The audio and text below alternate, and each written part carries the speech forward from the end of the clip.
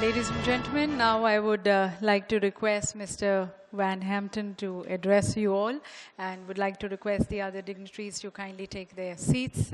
We're also going to be having a group photograph capturing all these beautiful moments with all the winners, but that's going to be happening at the end. Now let's listen to Mr. Van Hampton. Thank you. I think, as they say, I'm standing between you and dinner at this point, right? Is that how that works? So I'll try to be brief. First of all, I want to say it's a huge honor to be here for my first trip to India, here at the ASAP India Construction Festival.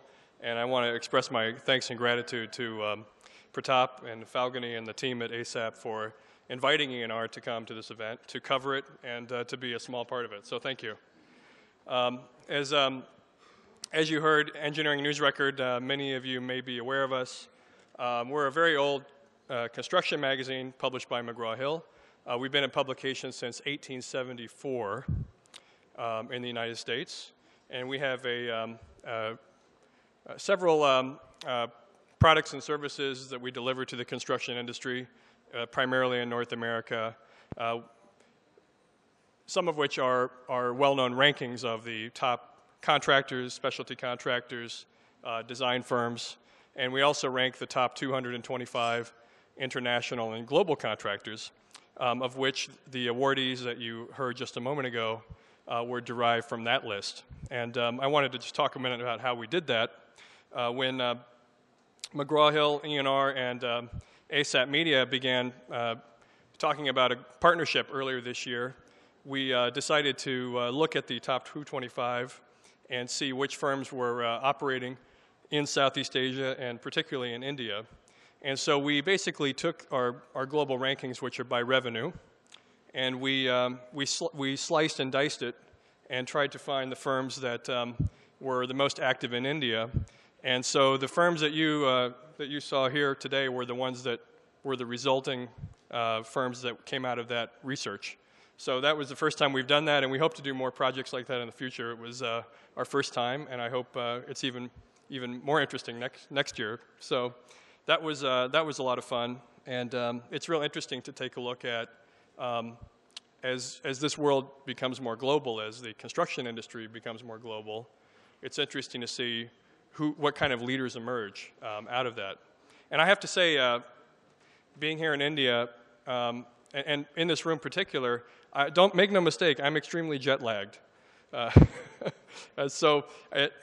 there is an energy here that keeps me very attentive. And in all the presentations I heard earlier today, there's an incredible optimism and energy despite the, I should say, sluggish economy that we've seen worldwide, really.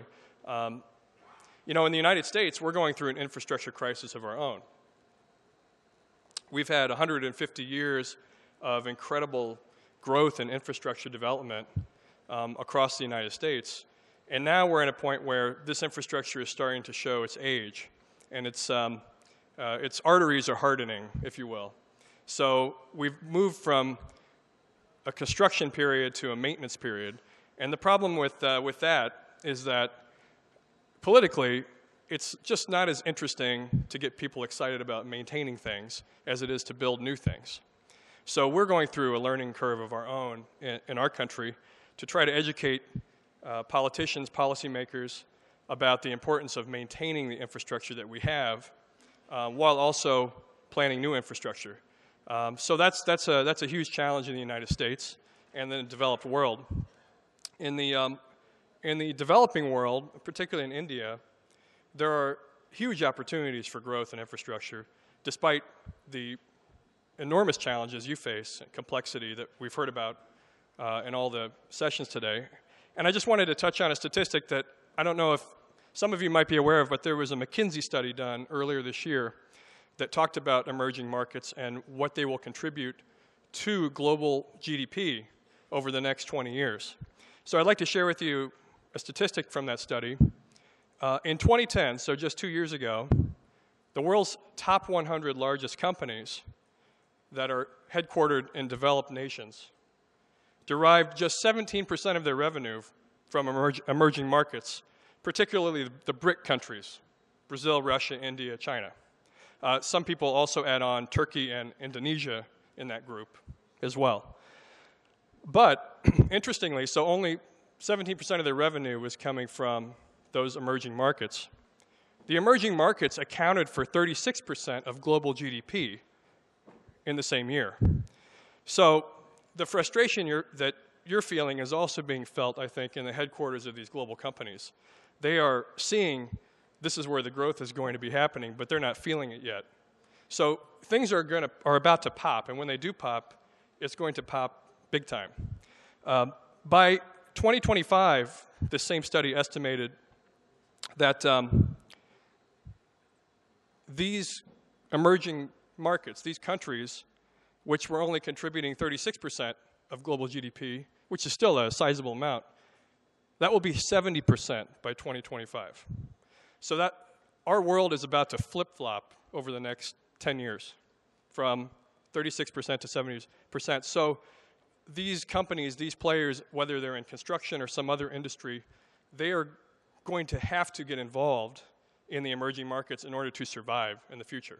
So we're at a really interesting point, I think, a very exciting point, particularly in construction, where the industry has an opportunity to come together and learn and share knowledge and technology.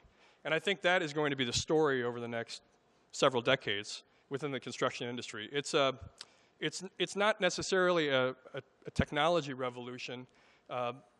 It's similar to the Industrial Revolution in a way, the way I see it. It's more of a knowledge revolution where companies and practitioners are going to have to learn to work better together.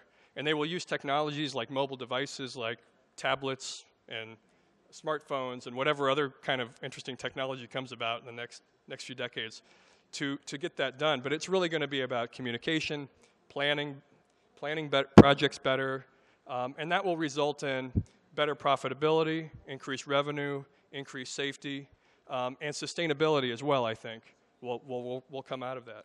So those are my remarks, just some thoughts to chew on.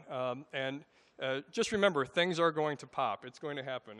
It's just a matter of time. The pent-up demand is there, and I think structurally, all of the factors are in place. It's just a matter of time before it happens. So once again, thank you for having me here. I can't wait to keep observing the sessions over the next few days, and I'm looking forward to talking with you over the next few days.